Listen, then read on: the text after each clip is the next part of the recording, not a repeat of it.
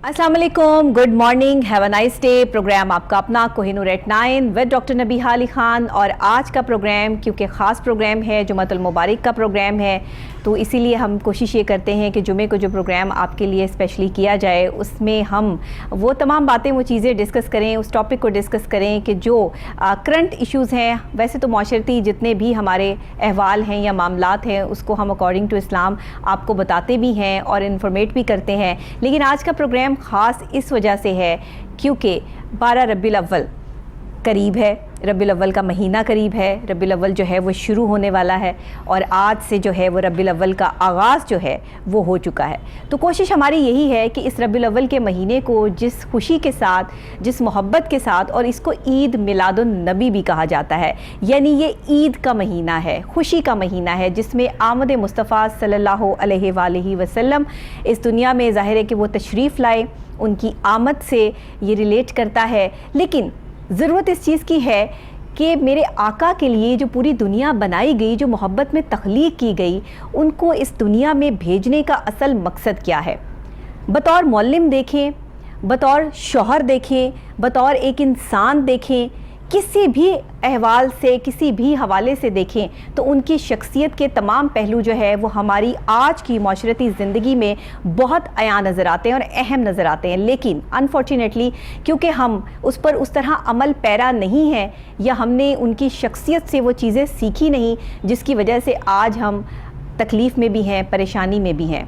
तो एक शख्सियत को कैसा होना चाहिए, और मेरे आका को, आकाई दो जहाँ हज़रत मोहम्मद मुस्तफ़ा सल्लल्लाहु अलैहि वसल्लम को जो ये जश्न मनाने का हमें हुक्म दिया गया कि उनकी आमद पर हमें खुशी का इजहार करना है, तो वो हमें कैसे करना है, किस तरह मनाना है, रबीउल अव्वल के महीने की सेलिब्रेशंस क्या क्या होंगी, और इस दुनिया में आकाई दो जहाँ के आने का मकसद जो है वो क्या है, आज हम प्रोग्राम में ये डिस्कस करेंगे। तो इसके लिए हमारे साथ स्टूडियो में मौजूद हैं, आप तमाम लोग जानते हैं, माशाल्लाह बहुत अच्छी बात करते हैं, एहसन अंदाज से जो है वो समझाते हैं, मुफ्ती बहराम साहब। अस्सलाम वालेकुम। वालेकुम अस्सलाम वरहमतुल्लाह। कैसे हैं मुफ्ती साहब, ठीक ठाक है? अल्हम्दुलिल्लाह, आप सुनाएं खैरियत से? जी मैं ठीक ठाक हूँ, करम अल्लाह पाक का।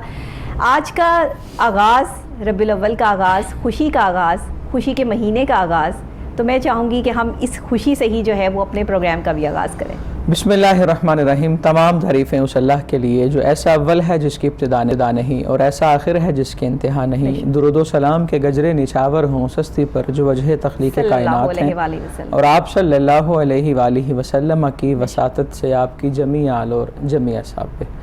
बिल्कुल जी, खुशियों के दिन आ चुके हैं और एक दूसरे को मुबारकबाद देने के मौके आ चुके हैं, तो कम अज़ कम सबसे पहले तो हम ये करें कि एक दूसरे को रबीउल अव्वल की आमद की मुबारक दें।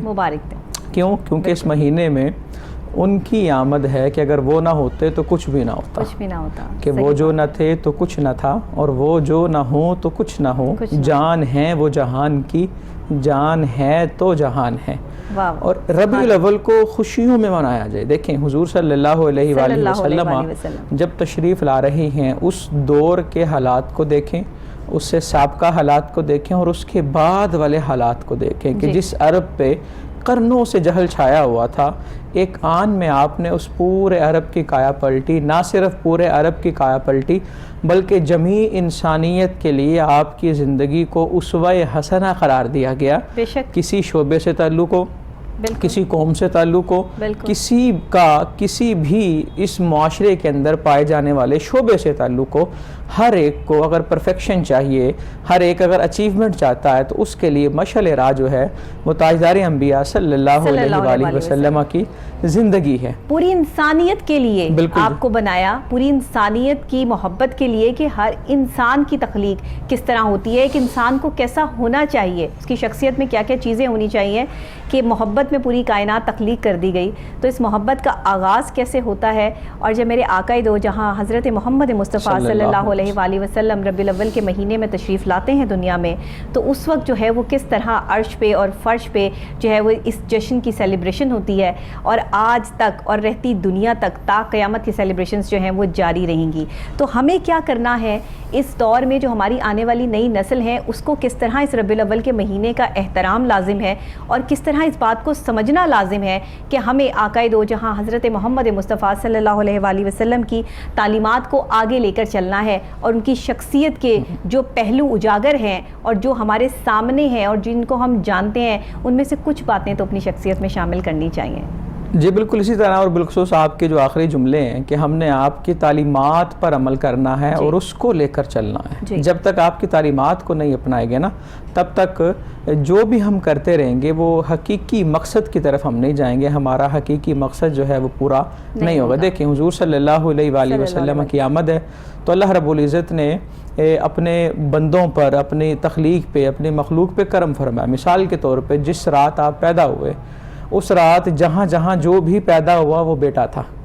اب دیکھیں نا، اس رات اندھیرے جو تھے وہ ختم ہو گئے، اس رات اجالا ہی اجالا اور نور ہی نور۔ دیکھیں جن کی آمد کی مبارک دینے کے لیے کبھی انبیاء آ رہے ہیں، کبھی مقدس خواتین آ رہی ہیں۔ حضرت آمینہ رضی اللہ تعالیٰ عنہا کہتی ہے میں چلتی ہوں مجھے پتھر سلام کرتے ہیں، دف سلام کرتے ہیں اور پتھر میرے لیے نرم ہو جاتے ہیں تاکہ میں پاؤں رکھوں تو مجھے ان کی سختی محسوس نہ ہو۔ یعنی کہ جس محبوب کی آمد پہ کل جہاں جو ہیں وہ تیاری کر رہے ہیں تو ہمیں ان کی آمد کا جشن منانا چاہیے، لیکن ساتھ ساتھ ضروری ہے کہ ان کی آمد کے جو مقاصد ہیں، دیکھیں حضور صلی اللہ علیہ وآلہ وسلم نے پیدا ہوتے ہی اعلان نبوت نہیں کیا، 40 سال کے بعد اعلان نبوت کیا اللہ کے حکم سے، اور مکمل ظاہری جو زندگی ہے وہ 63 برس ہے، یعنی کہ اس کے بعد 23 سال ہیں، اور 23 سال سے پہلے 40 سال آپ نے بنیاد بنائی ہے، اور وہ اپنے کردار کی بنیاد بنائی ہے، صداقت اور امانت کا تاج اپنے سر سجایا ہے۔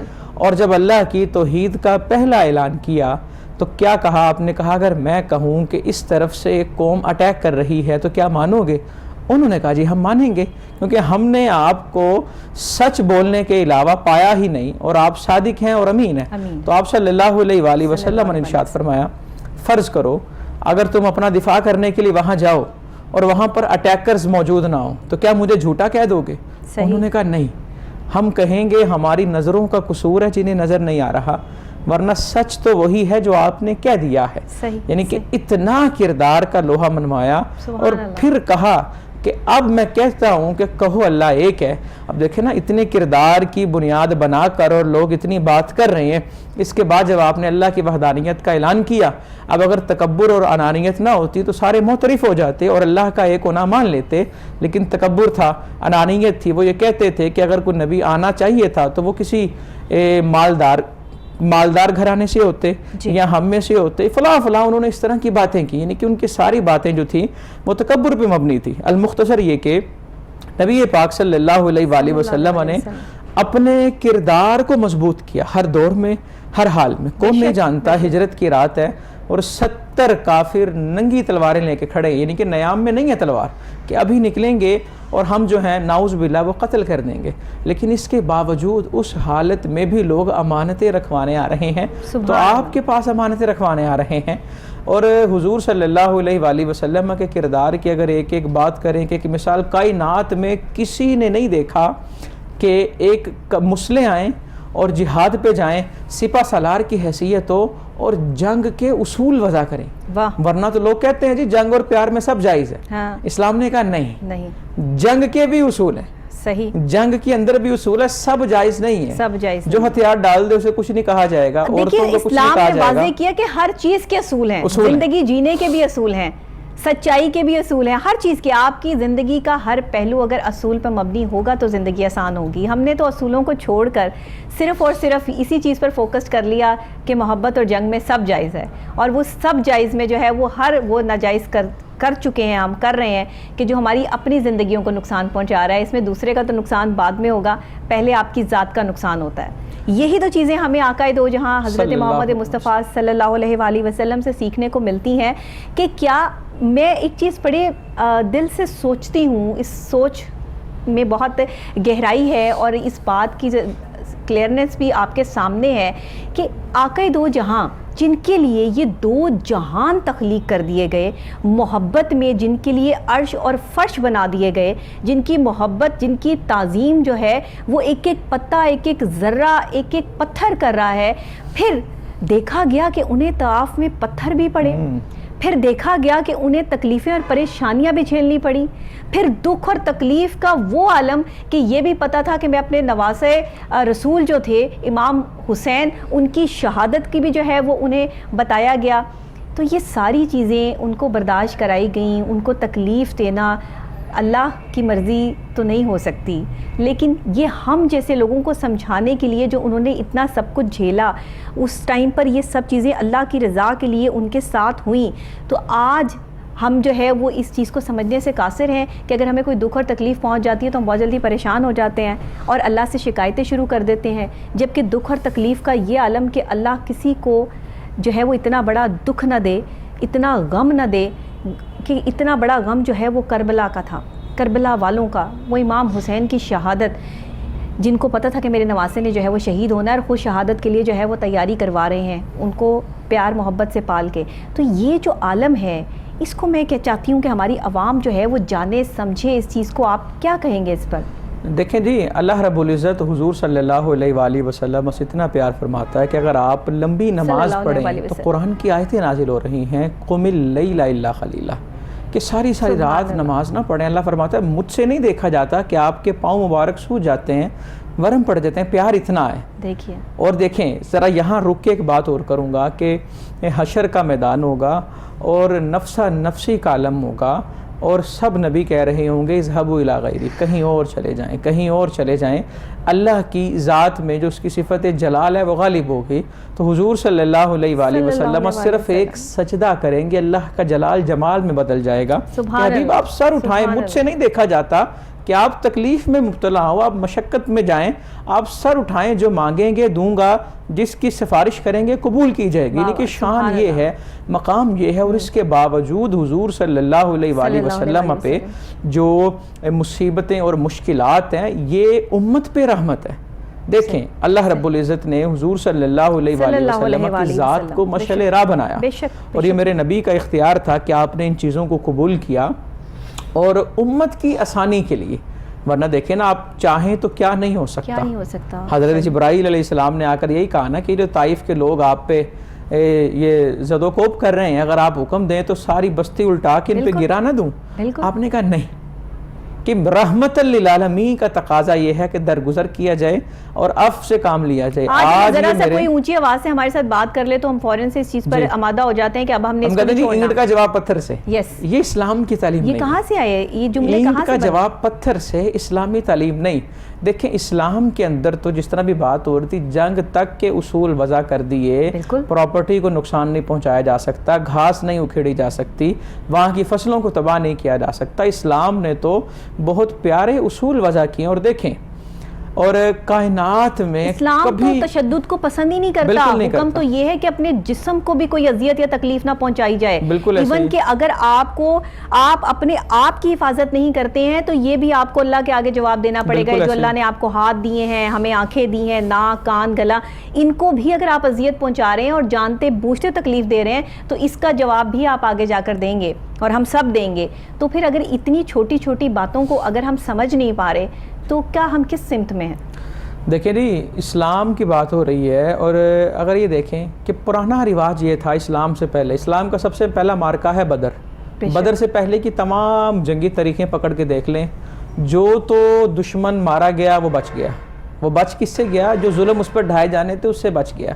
اور جو دشمن زندہ پکڑ لیا گیا پھر اس کے لیے زندگی کو موت سے بدتر کر دیا گیا.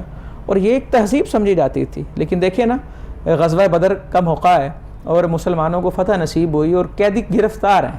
صحیح. تو مشورہ ہو رہا ہے کیا کرنا ہے. تو مشاورت کیا طے پائی کہ جو پڑھنا لکھنا جانتے ہیں وہ مسلمانوں کے بچوں کو تعلیم دیں، انہیں آزاد کر دیا جائے گا. کہ تعلیم کی کتنی قدر ہے. دیکھیں غیر مسلم وہ دین کی تعلیم تو نہیں دیں گے نا، انہوں نے دنیاوی تعلیم ہی دینی تھی، لیکن اس کے باوجود تعلیم کی اہمیت اتنی ہے، کہا یہ ان کا عوض اور بدل قرار دے دیے. جو پڑھا نہیں سکتے وہ پیسے دیں، فدیہ دیں، انہیں چھوڑ دیا جائے گا. اب دیکھیں، اب مسلمانوں کے بچوں کی تعلیم تو ان کی رہائی کا معاوضہ ہے، لیکن اس کے باوجود جب بچے تعلیم یافتہ ہوئے تو حضور صلی اللہ علیہ وآلہ وسلم نے ان بچوں کے والدین کو بلا کر کہا کہ ان کے جو اساتذہ ہیں نا، حالانکہ اس وقت انہوں نے اسلام قبول نہیں کیا، کہ انہوں نے آپ کے بچوں پر ایسا احسان کیا ہے کہ جس کا بدلہ نہیں چکایا جا سکتا، کہ انہیں لکھنا اور پڑھنا سکھا دیا ہے. صحیح. آج ان کی رخصتی کا وقت ہے, وہ الوداع ہو رہے ہیں, اس شہر کو چھوڑ کے اپنے شہر جا رہے ہیں. انہیں نمبر 1 شہر کے باہر تک چھوڑنے جانا, اور نمبر 2 ان کے لیے تحفے تحائف کا اہتمام کرو. احترام. ستو لے کے آؤ ان کے لیے, شہد لے کے آئیں, اور جس کے پاس جو توفیق ہے وہ بچوں کے اساتذہ کو دے. اب دیکھیں یہاں پہ قطعاً یہ بات نہیں آنے دی کہ یہ استاذ ایک قیدی ہے اور یہ بچوں کو جو تعلیم دے رہا ہے یہ کسی معاوضے کے تحت دے رہا ہے. اساتذہ کے احترام کو کتنا ملحوظ رکھا گیا, اور بچوں کے والدین کو کیا نصیحت کی جا رہی ہے کہ یہ اساتذہ جو ہیں انہوں نے ایسی چیز آپ کے بچوں کو دی ہے, ایسی چیز دی ہے کہ جس کا بدل آپ دے ہی نہیں سکتے. دیکھیں نا کتنی رحمت للعالمین ہے کائنات میں. دیکھیں اس سے پہلے کسی جنگ میں کسی نے بھی کسی قیدی کے ساتھ ایسا سلوک کیا ہو, ورنہ قیدی تو جو پکڑا جاتا ہے وہ کال کوٹری میں ہے, اسے کھانا نہیں ہے, پینا نہیں ہے, اس کے لیے تو زندگی کو اجیرن بنا دیا جاتا ہے. اچھا مفتی صاحب آپ یہ بات بتا رہے ہیں, آج اگر ہم اپنے ہاں غور سے یہ سب چیزیں دیکھیں, آمد مصطفیٰ صلی اللہ علیہ وآلہ وسلم ہمیں پیغام دیتی ہے کہ یہ آمد ایسے ہی نہیں ہے, اس کے پیچھے پوری کائنات ہے, پوری معاملات ہیں, ہمیں سمجھانے کے لیے بہت سی ایسی چیزیں ہیں جو ہم اگنور کر رہے ہیں. آج اگر ہم اپنے معاشرے میں دیکھیں تو ہم قیدیوں کے ساتھ بھی اور ان مجرموں کے ساتھ بھی جنہوں نے بڑے خطرناک قسم کے جو ہے وہ جرم کیے ہیں یا جو بھی کیا ہے, ہم تشدد کا سہارا لیتے ہیں, مارتے ہیں, پیٹتے ہیں, جبکہ میرے آقا دو جہاں حضرت محمد مصطفیٰ صلی اللہ علیہ وآلہ وسلم نے فرمایا کہ تشدد جو ہے وہ اسلام پسند نہیں کرتا, تشدد جو ہے اسلام جو ہے تشدد کا دین نہیں ہے. تو پھر ہم نے ان چیزوں کو فالو کیوں نہیں کیا؟ ہم نے ہر چیز, ابھی ہم کسی پر ثابت نہیں ہوتا کہ اس نے یہ جرم کیا یا نہیں کیا, اور اس کو تھپڑو تھپڑی کر دیتے ہیں, اس کے ساتھ وہ سلوک کرتے ہیں سڑک پہ کھڑے کر کے اس کو, کہ جیسے وہی مجرم ہے, اس نے ہی سب کچھ کر دیا, اور بعد میں پتہ چلتا ہے کہ اس نے تو یہ کیا نہیں کیا, تو کسی اور نے تھا, اس کا دین جو ہے وہ یہ بیچارہ دے رہا ہے. لیکن یہ جب جا کے پتہ چلتا ہے اور آپ کو احساس ہوتا ہے, تب آپ اللہ کے آگے جو ہے معافیاں تلافیاں اور یہ سب کرنا شروع کر دیتے ہیں. یہ کیا ہے؟ دیکھیں نا اسلام نے ہم پہلے ہی منصف کیوں بن جاتے ہیں؟ قیدیوں کے حقوق بھی بیان کیے, اور ہمارے ہاں بالکل اس بات کا المیہ ہے کہ ایک آدمی جب بری ہوتا ہے تب تک وہ تباہ ہو چکا ہوتا ہے, یا وہ زندگی سے ہاتھ دھو چکا ہوتا ہے. ملزم اور مجرم میں فرق ہوتا ہے. یہاں تو نظام اتنا بہتر ہو نا کہ ایک شخص جو ہے اس کا فیصلہ اگر نہیں ہو رہا تو اس کو ایسی جگہ پہ رکھا جائے جہاں اس کی عزت نفس مجروح نہ ہو. مثال کے طور پہ ایک صحابی رسول بعد میں اسلام قبول کیا, ان کے نا اسلام قبول کرنے سے پہلے کا واقعہ, حبار بن اسود, یہ وہ ہیں حضور صلی اللہ علیہ وآلہ وسلم کی شہزادی. ہجرت کر کے جب مدینہ آ رہی تھی نا تو یہ بعد میں آئیں, یہ بعد میں تشریف لائیں, اور غالباً حضرت رقیہ یا حضرت ام کلثوم رضی اللہ تعالیٰ عنہما کا واقعہ, یہ بعد میں تشریف لائیں. حبار بن الاسود کہتے ہیں کہ میں چونکہ اس وقت کافر تھا اور اسلام کا بدترین دشمن تھا, تو مجھ سے رہا نہ گیا, تو یہ جا رہی تھی اکیلی, تو میں نے انہیں زخمی کر دیا, ان پر نیزہ چلایا, تیر چلایا. اب دیکھیں ایک باپ کی بیٹی اس کے پاس زخمی حالت میں آئے اور آ کر سارا دکھڑا سنائے کہ میرے ساتھ یہ ہوا. اور حبار بن الاسود کہتے ہیں اس کے بعد میں بھاگ گیا وہاں سے, کہ مجھے پتا تھا کہ آپ مجھے پکڑیں گے تو اب ظاہر سی بات ہے دین کے اندر قصاص تو ہے کہ جس نے جو کیا ہے اسے اس کی سزا دی جائے گی. کہتے میں نہ جانے کہاں کہاں نہ گیا, اور ایک دن نا حبار بن الاسود واپس آئے مدینہ میں, اور صحابہ نے دور سے دیکھ لیا کہ حبار بن الاسود آ رہے ہیں. انہوں نے تیاری کر لی کہ آج ان سے ان کے کرتوتوں کا بدلہ لے لیا جائے گا. لیکن حضور صلی اللہ علیہ وآلہ وسلم نے کہا رکو, آنے دو, دیکھو کہتے کیا ہیں اور سنو تو صحیح وہ کہتے کیا ہیں. اب دیکھیں نا جنہوں نے حضور صلی اللہ علیہ وآلہ وسلم کی بیٹی کو زخمی کیا, اور ان کے لیے آپ کہہ رہے ہیں آنے دو, بات تو سننے دیں. حبار بن الاسود سے پوچھا کہ کیا معاملہ ہے, آئے کیوں ہو؟ تو حبار بن الاسود نے جو جملہ ارشاد فرمایا وہ کہنے لگے کہ میں جہاں پر بھی گیا چھپنے کے لیے تو مجھے یاد یہ آیا کہ سب سے بہتر جو پناہ دیتے ہیں میں تو ان سے بھاگ کے جا رہا ہوں, کہ میں آپ کو چھوڑ کے جاؤں گا تو کہاں جاؤں گا, میں آپ سے معافی نہیں مانگوں گا تو کس سے مانگوں گا. کہا میں ساری دنیا پھر کے آیا ہوں اور اس نتیجے پہ پہنچا ہوں کہ مجھے اگر عفو اور درگزر اور پناہ ملے گی تو آپ کے در سے ملے گی. علامہ محمد اقبال رحمۃ اللہ تعالی علیہ کی اگر زبانی کہا جائے تو یہ تھا نا کہ نہ کہیں جہاں میں اما ملی, جو اما ملی تو کہاں ملی, میرے جرم خانہ خراب کو تیرے عفو بندہ نواز میں. اور حضور صلی اللہ علیہ وآلہ وسلم کی رحمت للعالمین, کیا آپ نے یہ نہیں کہا کہ چونکہ تم نے یہ کیا ہے تو تمہیں اس کی سزا دی جائے گی. آپ نے بڑا پیارا اصول دیا کہ اسلام سابقہ گناہوں کو دھو دیتا ہے, کہ جو کفر کی حالت میں تھا اس نے جتنے بھی گناہ کیے, لیکن جیسے ہی وہ اسلام کے دامن سے وابستہ ہوتا ہے تو اسلام سابقہ گناہوں کو دھو دیتا ہے. آپ تاریخ پڑھ کے دیکھیں, لاکھوں کی تعداد ہے صحابہ کرام کی, کبھی کسی نے کسی کو اس کے ماضی پر تانا دیا ہو. ہم کیا کرتے ہیں, اگر کوئی آدمی سدھر گیا ہے لیکن بار بار یہ کہیں گے کہ مجھے پتا ہے تیرا کیا بیک گراؤنڈ ہے, مجھے پتا ہے تو کہاں سے تعلق رکھتا ہے, جبکہ یہ ہماری تعلیمات نہیں ہے. یہ ہمارے اسلام نے ہمیں نہیں سکھایا, یہ ہمارے آقا دو جہاں حضرت محمد مصطفیٰ صلی اللہ علیہ وآلہ وسلم نے ہمیں نہیں بتایا. یعنی کہ دور جہالیت تھا, اس وقت میں جب لوگوں کو عقل نہیں تھی, شعور نہیں تھا, تعلیم نہیں تھی لوگوں کے پاس, تب میرے آقا کی آمد جو ہے وہ ہوئی. اسی وجہ سے ہوئی کہ تاکہ لوگ جو ہے وہ صحیح سمجھ سکیں اور غلط کو اپنے سے دور کر سکیں. لیکن ہم نے جو ہے وہ کیا کیا کہ وہ تعلیمات جو ہمیں بتائی گئی, ہم اس کے فالوورز بھی ہیں الحمدللہ, لوگ اس کو فالو کرتے ہیں تو زندگی اچھی گزر رہی ہے. لیکن جہاں پر ہم دیکھتے ہیں کہ تضاد نظر آتا ہے, وہیں پہ کچھ معاملات ایسے ہیں جن پر ہم غور و فکر نہیں کرتے, جہاں کرنے کی ضرورت ہے. جیسے قیدیوں کے ساتھ کیا سلوک کرنا ہے, بلا وجہ پہلے اس کی بات سنیں کہ کیا اس نے یہ جرم کیا ہے یا نہیں, پھر اس کی بات سنیں جس کے ساتھ یہ سب کچھ ہوا ہے. دونوں کی بات سننے کے بعد جو ہے آپ کو جو بہتر لگے وہ فیصلہ جو ہے وہ دیں, اور اس میں پھر وہ لوگ بھی شامل کریں. اور اس میں ایک چیز میں ایڈ کروں گا, وہ یہ مثال کے طور پہ اگر کسی نے کسی کا حق مارا, دونوں کی بات سنی, جو مجرم ہے وہ جو ملزم ہے ثابت ہو گیا کہ وہ مجرم ہے, لیکن اسلام وہاں پر بھی جو مدعی ہیں انہیں حکم دیتا ہے کہ دیکھو اگر معافی کی قرآن نکلتی ہے, کہ اگر معافی کی قرآن نکلتی ہے تو اسے معاف کر دیں. اور دیکھیں نا, حضور صلی اللہ علیہ وآلہ وسلم کے پاس وہ ایک شخص کا قصہ لایا کہ اس کی جان اٹکی ہوئی ہے اور وہ جان نکل نہیں رہی, اور وہ نزع کے وقت میں اور تکلیف زیادہ ہو رہی ہے, روح نکل نہیں رہی پوری, اس کی اڑ گئی ہے یہاں آ کے. تو المختصر یہ کہ پتہ لگا یہ ماں کا نافرمان ہے. آپ اس کی ماں کے پاس گئے, کہا اسے معاف کر دو. اس نے کہا نہیں, میں نے معاف نہیں کرنا. دیکھیں نا, حضور صلی اللہ علیہ وآلہ وسلم نے کہا اچھا, کہا لکڑیاں جمع کرو اور اس کے بیٹے کو جلا دو. لکڑیاں جمع کی نا, تو ماں کہنے لگی میرے بیٹے کو کیوں جلا رہے ہیں؟ کہا اگر معاف نہیں کرو گی تو اللہ نے جلانا ہے بعد میں. کہا اچھا یہ بات ہے تو میں اپنے بیٹے کو معاف کرتی ہوں. کہ معافی کے لیے بڑا اہتمام کیا جا رہا ہے اور بڑے معاملات کیے جاتے ہیں. حضور صلی اللہ علیہ وآلہ وسلم کا جتنا دور مبارک ہے, اس کے بعد خلفاء کا دور ہے, اہل بیت کے اگر معاملات دیکھیں تو تمام کے ہاں عفو درگزر کی جو مثالیں ملتی ہیں نا, اسلام نے دیکھیں جی, حضور صلی اللہ علیہ وآلہ وسلم نے ہمیں کہا وَاعْفُوا عَمَّنْ ظَلَمَكَ, اسے معاف کرو جو تم پر ظلم کرتا ہے, اور تعلق اس سے جوڑو جو توڑ رہا ہے. ہم کہتے کیا ہے کہ وہ نہیں بلاتا تو میں کیوں بلاؤں گا, اس نے ایسا کیا تو میں بھی ایسا کروں گا. حکم دیکھیے کیا ہے, حکم کیا, میرے آقا کی تعلیمات کیا ہیں, اور ہماری سمتیں دیکھیے کہ ہم کس سمت میں جا رہے ہیں. اصل میں ہم نے دنیا کو سب کچھ سمجھ لیا. یہاں پہ مجھے مولانا روم رحمۃ اللہ تعالی علیہ کا بہت اچھی بات کی ہے, ایک قول یاد آ رہا. وہ کہتے ہیں کہ تم دنیا میں رہنے نہیں آئے, دنیا میں گزرنے آئے ہو. واہ, تو دنیا سے ہم نے گزرنا ہے, رہنا نہیں ہے. ہم تو رہنے کی جگہ جب ہم رہنے کا سوچتے ہیں نا, تو پھر ہم کہتے ہیں بس میرا ہو, یہ بھی اکٹھا کر لو, وہ بھی اکٹھا کر لو. لیکن حضور صلی اللہ علیہ وآلہ وسلم کی سیرت طیبہ ہمیں یہ درس دیتی ہے کہ اپنے اوپر اپنے بھائی کو ترجیح دیں.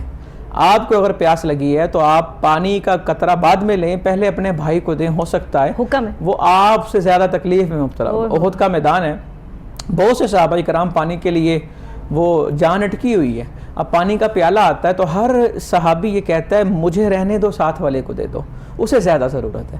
وہ پانی جس نے پکڑا ہے وہ آگے لے کے جاتا ہے, وہ کہتے ہیں مجھے رہنے دو, آگے دے دو. اور جب وہ ساروں کی طرف ایک پیالہ لے کے جاتے ہیں اور وہ سارے شہید ہو چکے ہیں اور کسی نے بھی وہ پانی نہیں پیا, اور سب یہ کہتے رہے کہ میری خیر ہے لیکن میرے ساتھ والے کا جو ہے اس کا بھلا ہو. لیکن اب ہم کیا کرتے ہیں, آج ہم کیا کر رہے ہیں, ہم کہتے ہیں بس میرا ہو, ساتھ والا جیے نہ جیے, بیمار ہے نہیں ہے تو نہ صحیح, مجھے اس سے کوئی پرواہ نہیں.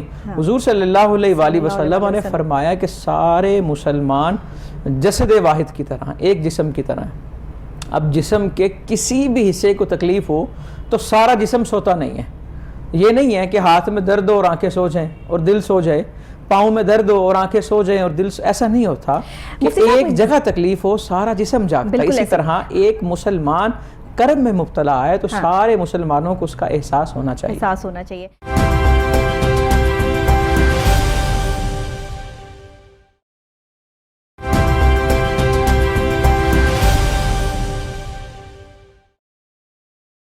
ہم میرے آقا کی اس دنیا میں آمد کا جو اصل مقصد ہے وہ شاید ہم سمجھنے سے قاصر اس لیے بھی رہے کہ ہم نے اس چیز کی تربیت جو ہے وہ اپنے گھر سے لینی تھی، اپنے ماں باپ سے لینی تھی.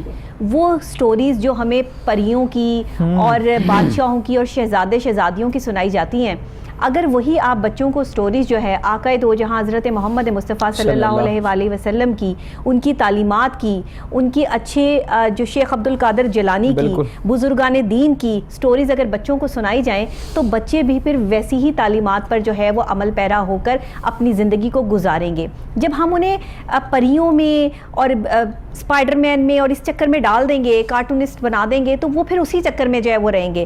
وہ کبھی اسلام کو یا اسلام کے فالوورز کو یا اسلام کے ہیروز کو اس طرح نہیں سمجھ پائیں گے، یا میرے آقا کی تعلیمات کو اس طرح نہیں سمجھ پائیں گے جو آج ہو رہا ہے.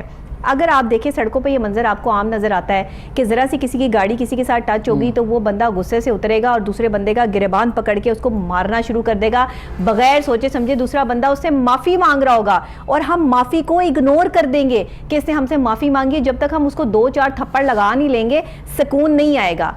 یہ ہماری کیفیات ہو گئی ہیں، جبکہ یہ تو حکم ہی نہیں ہے. ہمارے اسلام نے تو ہمیں یہ بتایا ہی نہیں. ہماری پریزنٹیشن کچھ اور ہے، ہمارا اسلام کچھ اور کہہ رہا ہے. آقا دو جہاں کی آمد کے بعد جو معاملات سامنے آئے، جو ہمیں چیزیں سیکھنے کو ملی، وہ کچھ اور ہیں. تو آج ہمیں کس طرح اپنے بچوں کو آقا دو جہاں حضرت محمد مصطفیٰ صلی اللہ علیہ وآلہ وسلم کی آمد کا اصل مقصد سمجھانا ہے، اس بات پہ ہم نے فوکس کس طرح کرنا ہے، اور اپنے بچوں کو ہم نے ان کی تعلیمات کے لیے کیسے آمادہ کرنا ہے اور اس کے ساتھ جوڑنا ہے. دیکھیں جی، سب سے پہلے تو ہم نے خود مقصد سمجھنا ہے. جب تک ہم مقصد سمجھیں گے نہیں نا، اسے ہم کنوے نہیں کر سکتے. بچہ جو ہوتا ہے نا، اس کے اندر ڈبل پولیسی نہیں ہوتی، وہ من کا صاف ہوتا ہے اور اس کی آبزرویشن پاور اچھی ہوتی ہے. اب ایک والدین بچے کو اپنے سمجھائیں کہ ہمارے نبی صلی اللہ علیہ وآلہ وسلم جھوٹ نہیں بولتے تھے.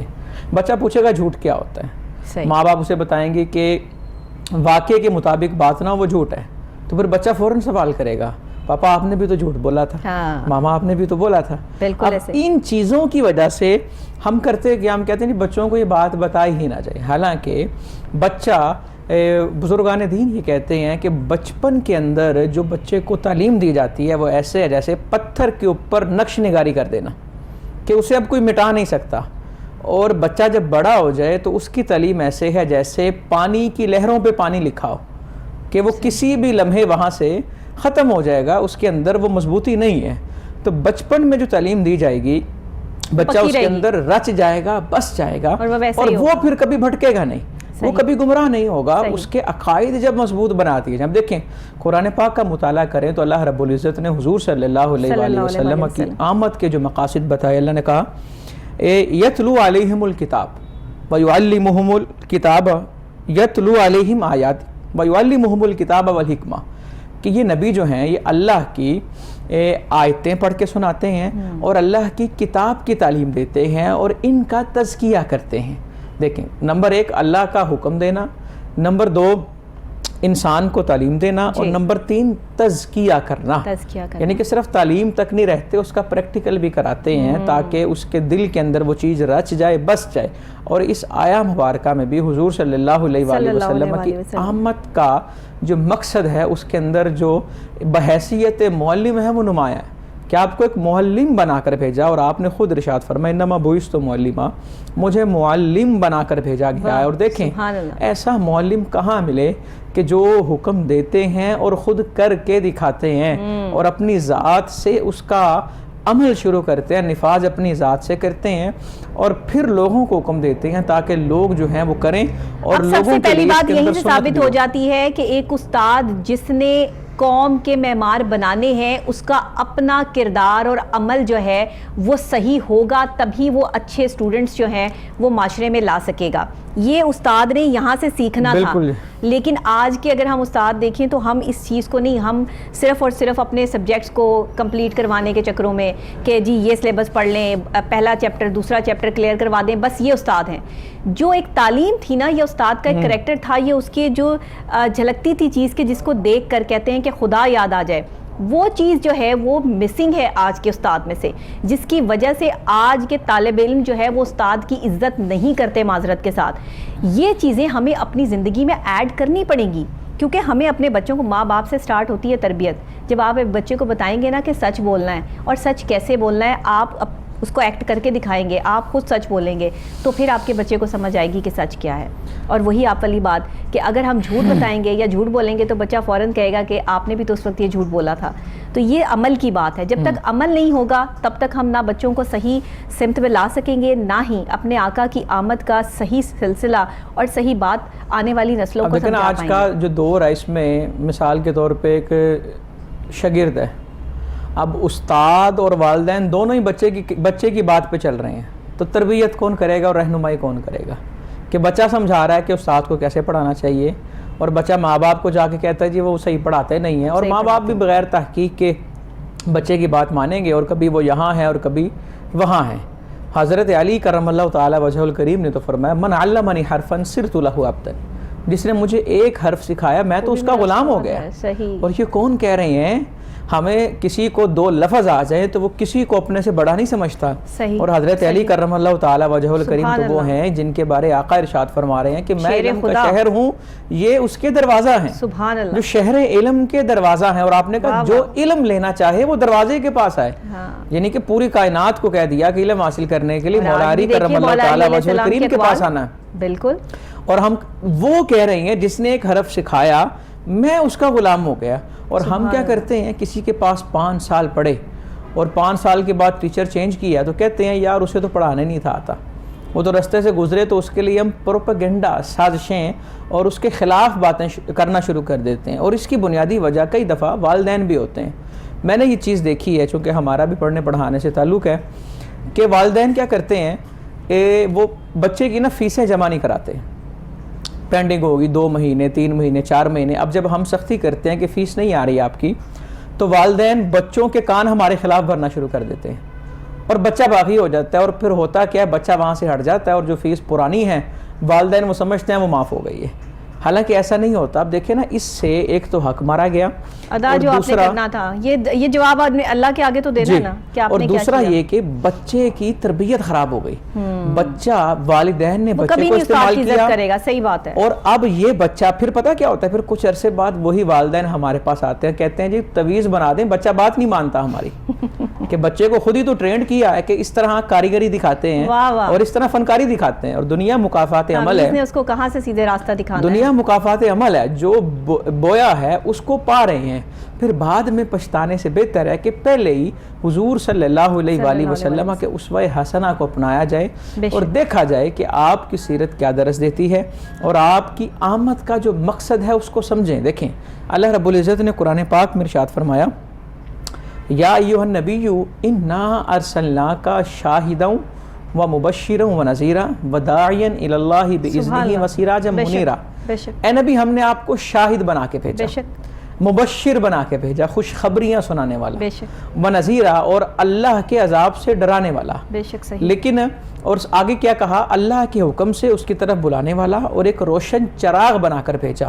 اور حضور صلی اللہ علیہ وآلہ وسلم نے, یہ تو وہ مقصد ہے جو اللہ نے آپ کا بیان کیا آنے کا, اور حضور صلی اللہ علیہ وآلہ وسلم نے امت کو حکم دیا بشروا ولا تنفروا, کہ خوشخبریاں پھیلانی ہیں, نفرتیں نہیں پھیلانی. ہم کرتے کیا ہیں, اب ہم الٹ کر رہے ہیں. اگر کسی کی خوشی کی بات ہو ہم اسے چھپا لیں گے, آگے بتائیں گے نہیں, اور اگر کسی کی نفرت کی بات ہو تو اسے اتنا بڑا چڑھا کے بتائیں گے, اتنا بڑا چڑھا کے بتائیں گے کہ وہ بات جو ہے وہ بات ہوگی بھی نہیں اور وہ بات بن جائے گی. وہ بڑا خوب ایک واقعہ ہے کہ ایک بادشاہ نے کسی وزیر سے پوچھا کہ گفتگو بدلتی کیسے ہے, تو وزیر نے کہا جتنی زبانوں پہ جائے گی تبدیل ہو جائے گی. واہ. کہا کیسے؟ اس نے کہا ایک کانفرنس کا اہتمام کرے اور گول میز ٹائپ, یعنی کہ اس میں ایک حلقہ بناؤ, آپ کے دائیں طرف سے وزراء بیٹھے اور بائیں طرف ختم ہو. بیٹھ گئے تو اس وزیر کے کہنے پہ بادشاہ نے دائیں والے کو کہا کہ میری والدہ کی نا طبیعت خراب ہے, ذرا دعا کرو اور آگے بتا دو. وہ سلسلہ چلتے چلتے چلتے جب بائیں طرف آیا نا, تو اس نے کہا بادشاہ سلامت کیا ہوا تھا, سنا ہے آپ کی والدہ کا انتقال ہو گیا. بادشاہ تو ہکا بکا رہ گیا کہ میں نے تو یہ کہا ہی نہیں.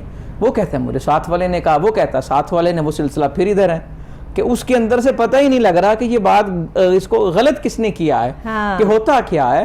کئی دفعہ بات سیدھی ہوتی ہے لیکن اس کا انداز خراب ہوتا ہے, اور وہ سننے والا اس کو کسی اور انداز میں سمجھ لیتا ہے کہ بڑا خوب اگر اس کو ہم ڈیفائن کریں اپنی زبان میں. دیکھیں مفتی صاحب اب یہ بتانے والے کی غلطی ہے, سننے والے کی غلطی ہے, یہ کیا پروسیس ہے؟ اس میں دیکھیں نا, اگر تو کسی نے بتایا ٹھیک ہے لیکن انداز اس کا غلط ہے تو اس کی بھی غلطی ہے اور سننے والے کی بھی غلطی ہے. وہ تو وہی سنے گا جو وہ بتا رہا ہے, نہیں لیکن اکثر اوقات جو بتایا جاتا ہے وہ سنتے بھی نہیں ہیں. دیکھیں اب اگر کسی نے سنا ایسی بات تو حضور صلی اللہ علیہ وآلہ وسلم کی سیرت کہتے ہیں اور قرآن بھی یہی کہتا ہے فتبینوا, تحقیق کر لے, تحقیق کر کہ اگر مجھے ڈاؤٹ ہو رہا ہے کہ بات کوئی ایسی ہے, بات کوئی ایسی ہے تو اس کو آگے نہ پھیلائے. ہم سمجھتے پتہ کیا ہے کہ ہر بات کو آگے پھیلانا ہماری ڈیوٹی ہے. اسلام ہمیں خاموشی کا بھی درس دیتا ہے.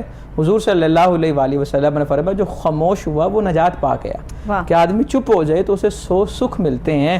تو ساری چیزوں کو مد نظر رکھے, ہر جگہ بولنا جو ہے وہ بہادری نہیں ہوتی. دیکھیں نا, تعلقات جوڑنے کے دو ہی طریقے ہیں. آپ نے اگر اپنا کوئی تعلق جو ہے وہ جوڑ کے رکھنا ہے تو جب آپ کی غلطی ہو اس کو تسلیم کر لیں, اور جب آپ خود غلطی پر ہوں تو خاموشی اختیار کر لیں. یہ دو ہی راستے ہیں, تیسرا کوئی راستہ نہیں. جب آپ غلطی پہ ہو تو تسلیم کریں, اور جب دوسرے کی غلطی ہو تو خاموشی اختیار کر لیں. صحیح نہیں, مطلب آپ لڑنے شروع ہو جاتے ہیں نا. لوگ کہتے ہیں ہماری غلطی نہیں ہے, ہم کیوں تسلیم کریں اس چیز کو, آپ غلط ہیں, آپ غلط ہیں. یہ جو چیزیں ہیں نا یہ آپ کو, اور یہاں پہ ایک چیز میں اور ایڈ کروں گا, صلح صفائی کے لیے ایک چیز اور بھی پیش نظر رکھی جائے, وہ یہ ہے کہ کسی کی عزت نفس مجروح نہ ہو. ہاں صحیح. ہم لڑائی میں اتنا کچھ کیا جاتے ہیں کہ واپسی بہت مشکل ہو جاتی ہے. پھر وہ ساری باتیں نا جو اس نے کہی ہوتی ہیں وہ میرے سماعتوں کی نظر ہوتی ہیں, اور جو میں نے کہی ہوتی ہیں وہ میری آنکھوں کے سامنے ہوتی ہیں. اچھا دیکھیں, غصہ جب اترتا ہے تو پھر انسان کو وہی سامنے والا شخص جو ہے وہ بھلا لگنا شروع ہو جاتا ہے, اور اپنے آپ پہ جو ہے وہ غصہ آنا شروع ہو جاتا ہے. تو اگر ندامت کا وہ لمحہ ہے تو اس وقت میں اگر یہ دو الفاظ بول دیے جائیں کہ میں معذرت چاہتا ہوں یا آئی ایم ریئلی سوری, تو میرا خیال ہے یہ انسان کی یہ جملے منہ سے نکلنے تک اور دوسرے انسان تک جانے تک جو اس کی اپنی ذات کے اندر جنگ اور ٹوٹ پھوٹ ہو جاتی ہے نا, اس چیز سے نکلنا ہے ہمیں. دیکھیں بات یہ ہے, جو معذرت کر رہا ہے اس کا مطلب یہ نہیں کہ وہ غلط ہے. ہاں یہ بات ذہن میں رکھیں. معذرت کرنے والے کا مطلب یہ نہیں ہے کہ وہ غلطی پر تھا, ہو سکتا ہے وہ غلطی پر ہو سکتا ہے وہ نہ ہو, لیکن وہ پھر بھی معذرت کر رہا ہے. اس کا مطلب یہ ہے کہ اسے اپنی انا سے زیادہ رشتے کی بحالی کی قدر ہے.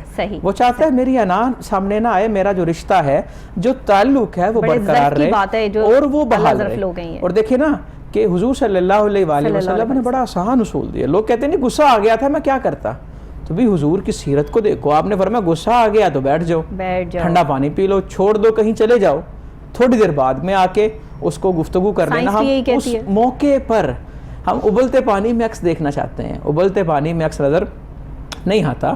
اس موقع پر کچھ نہ کہیں. جب باتیں ہو رہی ہیں تو اس وقت اپنے اوپر قابو رکھیں اور کہیں چلے جائیں یا کہیں اپنے آپ کو مصروف کر لیں. انسان غصے کے اندر وہ پانی ابلتا رہے گا تو ابلتا رہے, نقصان اس کا ہوگا, کسی کا نہیں ہوگا. کہ غصے کے اندر فیصلہ نہ لے, وہ سوچے سمجھے, اگر اس کو اپنے اوپر قابو نہیں آ رہا تو وہ کچھ نہ کہے, وہاں سے چلا جائے, اٹھ جائے, بیٹھ جائے, پانی پی لے, وہ کہیں اور چلا جائے, کسی کو فون کر لے, گفتگو چینج کر لے, نشست بدل لے, لیکن اس وقت وہ کوئی بات نہ کہے. اور یقین کریں یہ بلکہ ایک میں مشورہ دینے لگا ہوں, اگر کوئی آفس کے اندر مالک ہے اور اس کے ملازمین ہیں, اور اگر کوئی اپنے مالک کو ملازمین کے بارے بھڑکاتا ہے تو مالک اس کی بات پہ فوکس نہ کرے, وہ فوراً ایکشن نہ لے.